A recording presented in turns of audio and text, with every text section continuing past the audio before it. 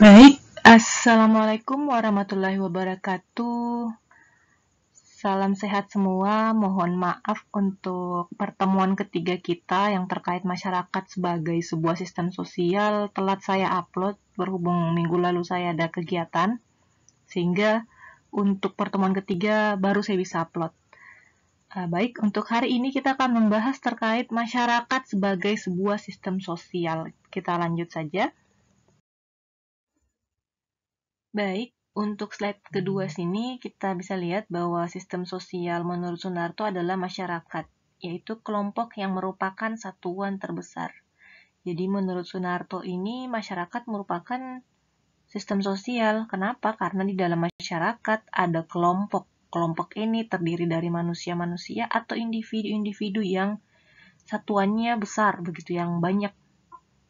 Jadi dia bilang masyarakat itu adalah sistem sosial.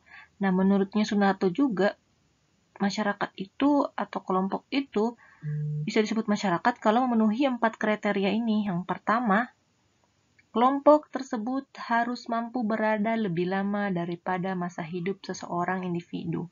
Jadi menurutnya Sunarto, kelompok itu atau masyarakat itu dia harus lama. Jadi harus lebih dari 60 tahun, 70 tahun, 80 tahun, bahkan bisa sampai 100 tahun. Jadi jangan sampai individunya sudah meninggal, masyarakat itu meninggal. Tidak. Kenapa? Karena di dalam masyarakat ada beberapa individu. Jadi kalau satu meninggal masih ada yang lain. Atau mungkin ada anaknya. Jadi dia itu, kelompok itu harus mampu lebih lama dari manusianya. Sehingga masyarakat itu lama begitu. Masyarakat itu terus-menerus ada. Tidak seperti kayak kita buat gengkah atau kelompok bermain cuma atau kelompok kampus, selesai kampus atau selesai bikin kelompok belajar bubar. Nah, itu tidak bisa dibilang masyarakat, tapi kalau kalian bisa buatnya lebih lama, kemudian lebih satuannya lebih banyak, manusianya lebih banyak, bisa jadi dia masyarakat. Kemudian kriteria kedua, kelompok tersebut harus merekrut anggota-anggota barunya. Jadi kita di sini harus merekrut orang baru, entah dia orang luar masuk atau bisa jadi ya, kita harus merekrut dari luar anggota-anggota barunya di sini. Karena kenapa? Kita harus punya orang baru yang bisa sharing pengalaman baru atau mungkin ada ilmu baru yang bisa kita dapat dari orang-orang tersebut. Kemudian kriteria keempat, kelompok tersebut harus bersatu dalam memberikan kesetiaannya. Jadi di sini kriteria ketiga, Ding. Jadi kriteria ketiga di sini kita harus bersatu. Kelompok itu harus bersatu, harus setia, harus satu rasa, harus terintegrasi, menyatu untuk mencapai tujuan yang sama.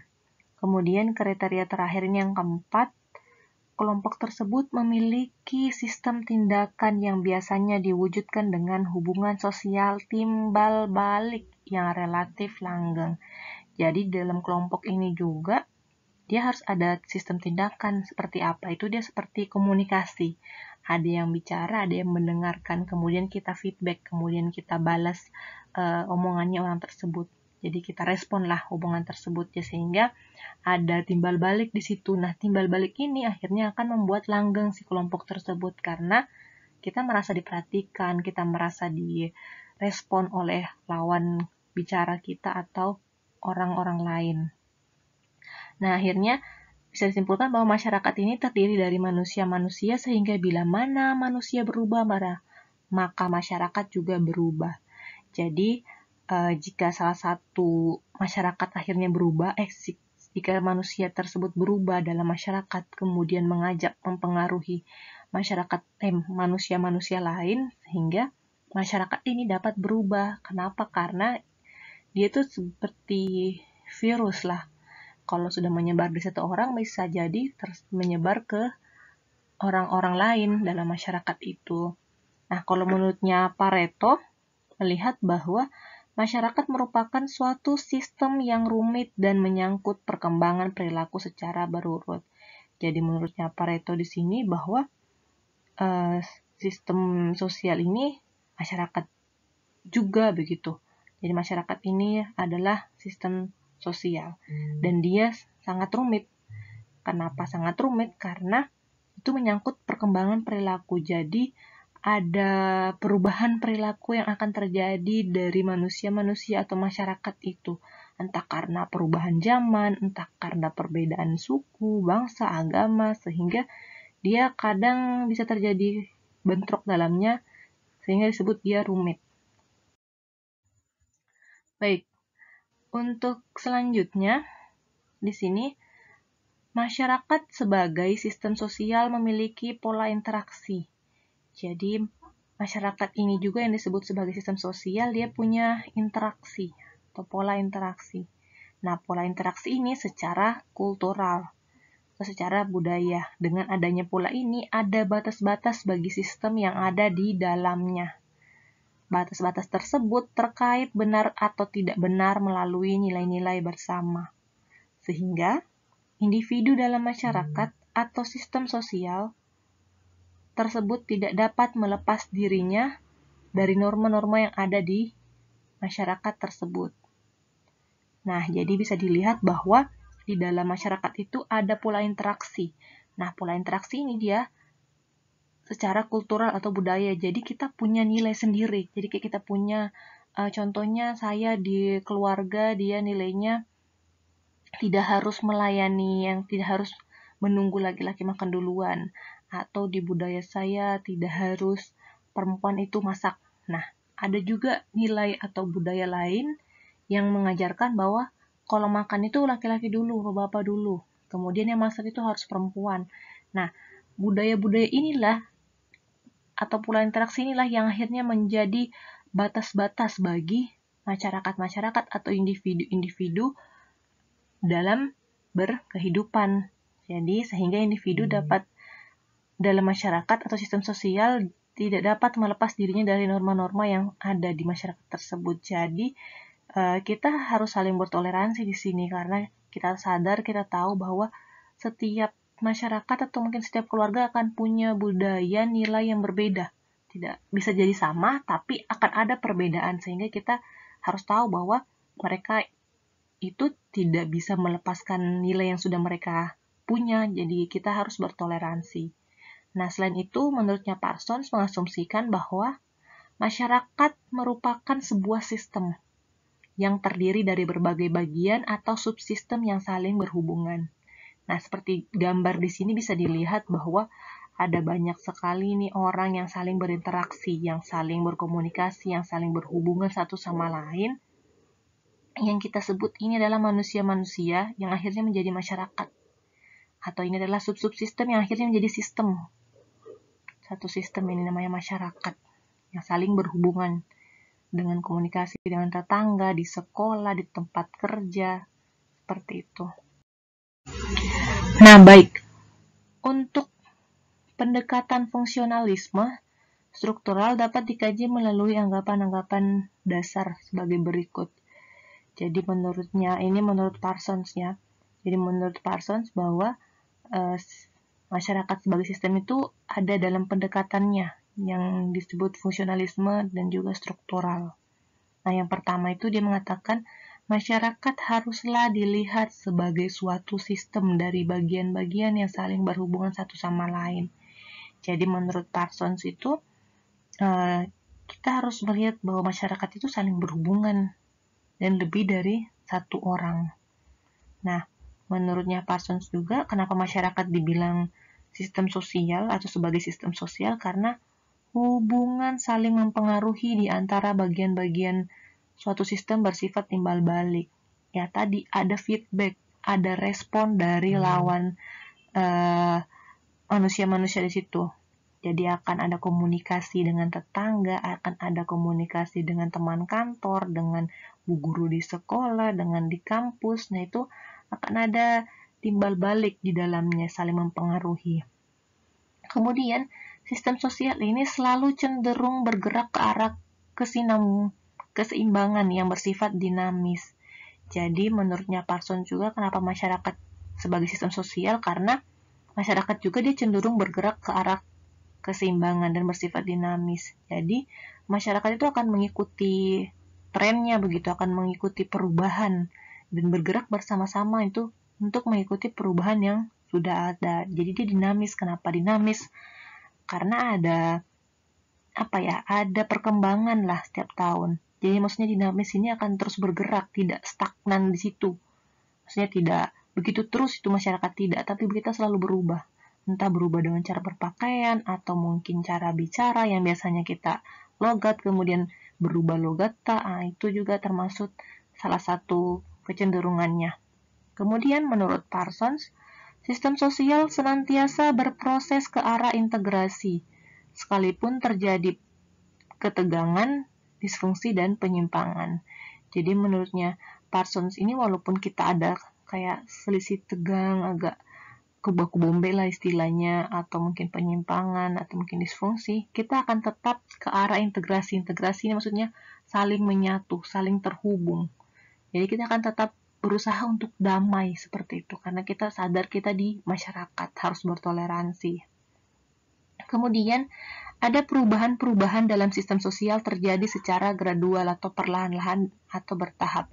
Jadi yang tadi saya bilang karena ada perubahan setiap tahun, ada perkembangan teknologi, ada perkembangan manusia dengan pengetahuannya, itu akan ada perubahan di dalam masyarakat atau sistem sosial tersebut. Dan perubahan ini akan secara bertahap atau perlahan-lahan. Dia tergantung dari kayak negara Amerika kan dia negara maju, agak mungkin bisa jadi cepat ketimbang kita yang negara berkembang. Kemudian ada konsensus atau mufakat di antara para anggota masyarakat mengenai nilai-nilai kemasyarakat tertentu. Jadi kita juga di sini di dalam masyarakat itu kenapa dia disebut sebagai sistem sosial? Karena para anggotanya itu dia punya keyakinan bahwa apa-apa itu dimusyawarahkan. Harus mufakat, kita harus suara terbanyak begitu. Jadi itulah nilai-nilai dalam masyarakat yang sehingga menurut Parsons ya masyarakat sebagai sistem sosial, karena sistem sosial juga dia seperti itu, ada mufakat di dalamnya, ada nilai-nilai kemasyarakatan tertentu yang dianut oleh masyarakat itu. Ya, yang ini Satijipto Raharjo yang paling terakhir. Unsur-unsurnya ini ada 4. Jadi ada pertama ada aturan-aturan, kemudian ketertiban, kemudian ada nilai-nilai, kemudian ada lembaga atau peranata, dan yang keempat ada pengendalian sosial. Nah, untuk ketertiban atau unsur pertamanya yang tadi ada batas-batas. Ini untuk membantu masyarakat dalam berhadapan dengan orang lain. Nah, ketertiban ini dapat berupa informasi mengenai apa dan tingkah laku apa yang diharapkan dari mereka. Nah, ketertiban ini ada dalam sistem sosial atau di masyarakat sebagai petunjuk dalam masyarakat atau sering kita kenal dengan norma atau aturan-aturan. Yang tadi saya bilang kita ada norma-norma yang bisa jadi berbeda walaupun kita satu suku ataupun kita satu satu agama. Karena kenapa? Ada perbedaan pola asuh bisa jadi atau perbedaan lingkungan yang beda-beda setiap keluarga alami semasa perkembangan hidupnya. Jadi bisa saja orang-orang tersebut akhirnya beda menanggapi suatu, kayak contoh ada keluarga yang harus cuci tangan atau harus makan pakai tangan. Ada juga yang jijik melihat pakai tangan, harus pakai sendok. Nah itu walaupun mungkin di agamanya sama, sukunya sama, tapi karena mungkin waktu kecil dibiasakan pakai tangan, yang satunya dia biasakan pakai sendok, mereka akan menghasilkan perilaku yang berbeda. Nah inilah kita harus paham mengenai tingkah laku terkait informasi bahwa ada beberapa orang yang atau masyarakat atau kelompok yang berbeda dengan kita, yang kita kenal sebagai norma. Nah, akhirnya norma-norma ini membantu kita untuk saling menghargai saat berhadapan sama orang, walaupun kita tahu berbeda dengan kita, caranya makan kah, atau caranya duduk, caranya berbicara, caranya merespon, tapi kita tahu bahwa ya memang dia bisa jadi seperti itu diajarkannya atau tingkah lakunya. Nah, yang kedua, unsur yang kedua dalam peranannya masyarakat mengadakan aturan-aturan atau pengembangan nilai-nilai yang berhubungan dengan kebutuhan-kebutuhan pokok tertentu. Nah, Jadi selain dari aturan-aturan ketertiban tadi, ada juga nilai-nilai. Jadi nilai-nilai ini sama juga dengan norma tadi, dia akan mengatur kita, membatasi kita untuk bermasyarakat, berhadapan dengan orang. Nah, hal ini yang disebut sebagai lembaga sosial atau pranata. Jadi di sini saat masyarakat itu mengikuti aturannya, terus mengembangkan nilai-nilai yang ada di situ, inilah yang akan membentuk suatu lembaga sosial atau pranata. Nah, untuk usaha sistem sosial untuk mempertahankan diri itu disebut namanya pengendalian sosial. Jadi usahanya suatu masyarakat dalam mempertahankan diri itu disebut pengendalian sosial. Kita dikendalikan secara sosial agar tidak terjadi konflik contohnya. Nah, ada juga sanksi adalah mekanisme pengendalian sosial. Jadi saat kita tidak bisa mengendalikan diri, akan ada sanksi yang dapat diberikan. Bisa sanksi sosial ataupun sanksi agama. Bisa saja kayak contohnya ada suatu kejadian yang seperti KDRT, ada kekerasan dalam rumah tangga.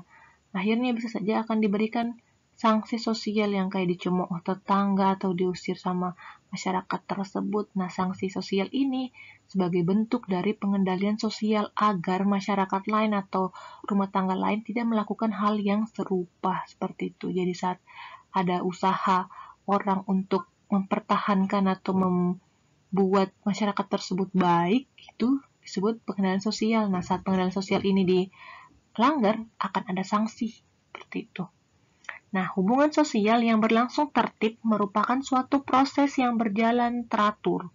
Terwujudnya tergantung pada peranan sistem sosial atau cara mengorganisasikan orang dalam masyarakat. Jadi, masyarakat itu bisa dibilang tertib kalau di dalamnya manusia-manusia atau orang-orangnya mau diatur atau mau saling bertoleransi, saling berbagi, saling merespon, saling berinteraksi dengan baik, sehingga peranan tadi dipenuhi.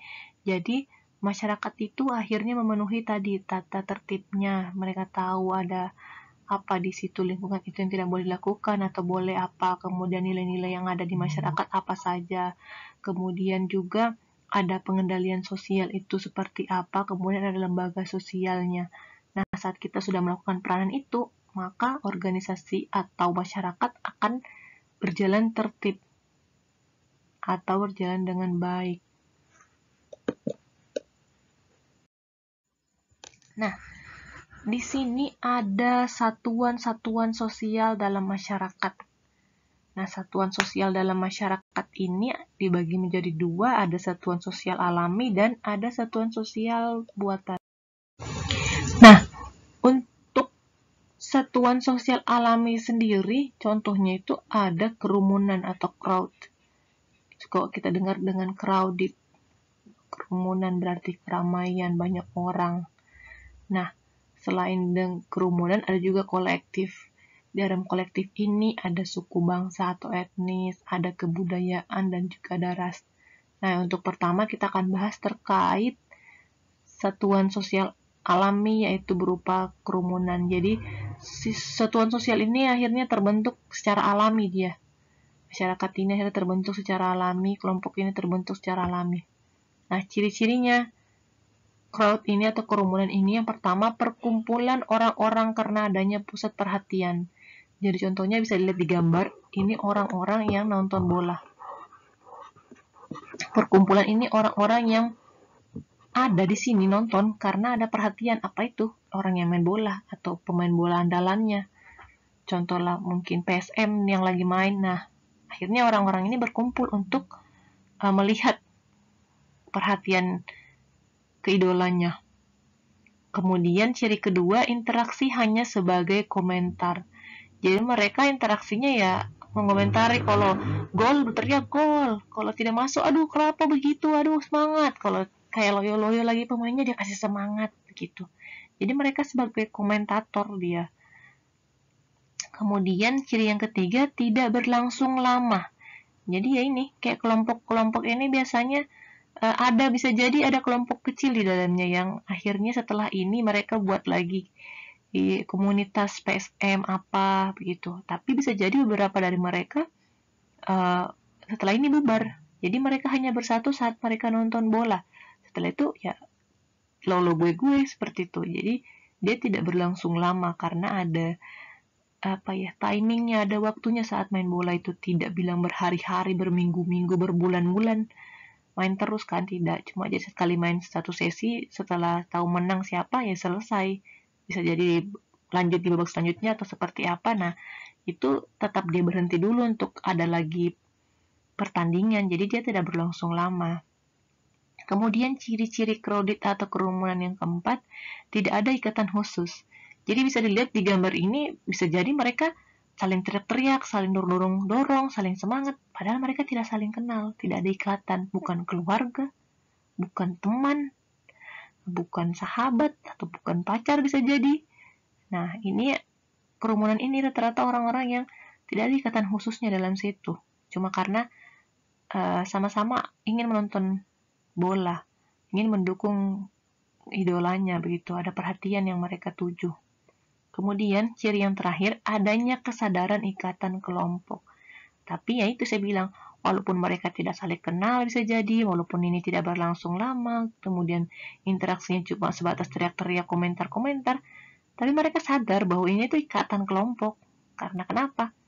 Mereka sama-sama punya satu apa ya, kesukaan, punya satu sama-sama dukung idolanya seperti itu. Jadi yang tadi saya bilang, akhirnya dia sadar ada ikatan kelompok di dalam nonton bola ini. Nah, kita bisa lihat ini orang-orang teriak, orang-orang sampai maju ke depan, berdiri di sini ya bisa jadi 3 orang ini tidak saling kenal. Cuma karena sama-sama mendukung Indonesia, sama-sama mendukung pemain idolanya, akhirnya mereka solid di dalam sini. Padahal sebenarnya sementara, bisa jadi pas pulang tidak ketemu lagi, tidak komunikasi lagi. Nah, kemudian ini satuan sosial yang terbentuk secara alami. Yang kedua ada namanya kolektif. Kolektif ini dibagi jadi 3, ada suku, ada kebudayaan, dan juga ada ras. Nah, untuk ciri-ciri kolektif di sini yang pertama, sejumlah warga dari suatu masyarakat tampak sebagai suatu kompleks yang memiliki ciri-ciri yang mencolok. Jadi, di sini dia ada ciri-ciri yang mencolok. Jadi kayak kalau dari ada orang pakai baju putih, dia pakai warna hitam sendiri, yang dia mencolok itu, dia kelihatan sendiri begitu. Nah, kemudian kolektivitas suatu masyarakat biasanya mempunyai kesadaran adanya suatu kebudayaan dengan adat istiadat. Jadi si kelompok ini, si satuan yang terbentuk secara alami ini, dia sadar bahwa ada suatu kebudayaan dengan adat istiadat di situ. Kemudian yang ciri ketiga, ciri-ciri kolektif ini, kelompok ini atau kolektivitas ini memiliki suatu sistem bahasa khusus yang mengatur dan mengikat. Jadi mereka kayak punya bahasa-bahasa tersendiri, bisa jadi contohnya kayak kumpulan-kumpulan bencong-bencong kan mereka ada kayak sebutan-sebutan yang cuma mereka yang tahu biasanya, kayak mahal jadi mehong, apalagi ya, ada banyak lah kayak begitu bahasa-bahasa khusus. Akhirnya mengatur mereka untuk mengikuti, untuk orang yang merasa dirinya dalam komunitas itu, kelompok itu, akhirnya mengikuti bahasa itu, dan akhirnya bahasa itu yang malah mengikat mereka. Jadi saat mereka seumpama tidak saling kenal, jalan-jalan di mall atau jalan-jalan di tempat umum, tiba-tiba bicara yang tadi itu, bicara yang kayak, ih mehong nih, mehong deh, ini barang, bisa jadi orang yang merasa satu dan tahu mengerti bahasa itu akan langsung merespon, bisa jadi mereka langsung saling bertanya kabar atau saling berkenalan. Nah, sama juga kayak kalau di kelas punya geng-geng, kemudian kayak punya ciri-ciri apa kayak saling kedip untuk kode-kode bahwa itu ya, lihat pik kayak begitu. Atau tidak ada mungkin bahasa khusus, bahasa gaul yang cukup kelompok itu tahu, yang lainnya tidak tahu. Jadi mereka komunikasinya terbatas, hanya mereka yang paham begitu. Dan akhirnya komunikasi itulah yang akhirnya mengikat mereka. Kenapa? Karena ya mereka kan paham karena sudah punya kayak sudah punya kesimpulan, sudah punya mufakat bahwa istilah tersebut digunakan untuk apa atau artinya apa. Nah, untuk bagian-bagian dari kolektif ini atau kelompok ini, yang pertama ada dari suku, bangsa atau etnis grup. Nah, di sini suatu kesatuan masyarakat dalam rangka membentuk masyarakat yang lebih besar yang terikat oleh kebudayaan. Jadi, suku bangsa ini, etnik grup ini yang terbentuk alami ini, itu masyarakat yang akhirnya terbentuk secara lebih besar yang terikat karena kebudayaan. Contohnya berasal dari suatu bangsa tertentu. Jadi contohnya orang Jawa. Bisa jadi orang Jawa ada grupnya di kelurahan A. Nah, semakin besar lagi ada di kabupaten B, kemudian semakin besar lagi ada di kota Makassar. Contohnya orang Jawa kota Makassar, orang Bugis di kota Makassar, orang Padang di kota Makassar. Nah itu, jadi dia terbentuk akhirnya jadi lebih besar dia kalau ethnic group. Kemudian untuk yang kedua ada kebudayaan atau cultural group. Nah di sini kelompok ini akhirnya terbentuk alami karena timbul ikatan dari suatu simbol kebudayaan yang khusus. Jadi dia ada kayak ada kebudayaan khususnya dia. Contohnya ini orang Yahudi di Amerika. Jadi dia timbul karena ada ikatan di dalamnya. Dan ikatan itu karena ada kebudayaan khusus yang kayak bukan yang secara mayoritas seperti itu. Mayoritas yang sering yang lebih kayak kulit hitam kulit putih, dia malah bikin kelompok yang orang Yahudi di Amerika atau karena kebudayaannya khusus. Kemudian yang ketiga ada ras. Nah di sini racial group atau grup kelompok yang terbentuk secara alami berdasarkan ras itu, dia kolektif ini timbul karena ciri-ciri fisik ras yang sama, bukan karena kebudayaan. Kalau tadi masyarakat terbentuk karena kebudayaan, kalau di sini malah terbentuk karena ada ciri-ciri fisik yang sama. Misalnya, orang kulit hitam dan kulit putih di Afrika Selatan memiliki kebudayaan yang tidak berbeda. Jadi mereka akhirnya membentuk kelompok kulit hitam, kemudian ada kulit putih. Ya, ini kelompok-kelompok yang merasa dia kulit hitam dan kulit putih akhirnya membentuk suatu masyarakat berdasarkan rasnya atau ciri-ciri fisiknya. Jadi dia terbentuk bukan karena dia suku apa, tapi karena dia sama-sama warna kulitnya seperti itu. Kalau yang tadi di awal dia terbentuk karena kebudayaannya sama. Yang kedua karena ada ikatan dari suatu simbol kebudayaan yang khusus lagi di dalamnya. Jadi lebih spesifik kelompoknya. Nah, kalau untuk satuan sosial yang kedua, selain dia ada bisa alami, ada juga yang bisa terbentuk secara buatan. Apa saja ada kategori sosial, golongan sosial, komunitas, dan kelompok dan perkumpulan. Nah, untuk satuan sosial secara buatan pertama itu ada kategori sosial. Ini dia maksudnya kesatuan manusia yang terwujud karena adanya satu kompleks ciri-ciri yang objektif yang dapat dikenakan pada mereka. Jadi si masyarakat ini atau sistem sosial ini terbentuk secara buatan karena ada ciri-ciri objek yang dapat dikenakan pada mereka. Nah, ciri-cirinya ini biasanya dikenakan dari pihak luar dan kadang mereka tidak sadar bahwa mereka di label seperti itu. Contoh misalnya keluarga miskin dan keluarga elit. Jadi bisa jadi kita yang melihat orang elit, kita bilang, wih, jangan dekat-dekat sama itu orang kaya, atau jangan dekat-dekat sama itu orang miskin. Padahal mereka mungkin bisa jadi tidak merasa bahwa dia elit atau mungkin tidak sadar bahwa dia miskin, begitu. Jadi kita yang melabel, kita yang memberikan nama-nama tersebut atau istilah-istilah ciri-ciri objek tersebut. Jadi kalau kategori yang pertama ini kategori sosial ya. Jadi dia ini suatu sistem sosial atau masyarakat yang terbentuk dibuatnya oleh siapa? Dibuat oleh orang di luar dari orang yang disebutkan. Jadi contoh kalian mahasiswa menyebutkan orang lain, nah itu kalian berarti telah membuat kategori sosial di luar dari kalian. Kemudian yang kedua, satuan sosial buatan yang kedua itu adalah golongan sosial. Nah, ini kesatuan manusia yang ditandai dengan ciri-ciri tertentu yang dikenakan oleh pihak luar. Nah, mempunyai ikatan identitas sosial sebagai reaksi cara pihak luar memandang mereka. Terikat oleh suatu sistem nilai, sistem norma, dan adat istiadat. Contohnya itu adalah golongan pemuda dan golongan bangsawan. Jadi di sini dia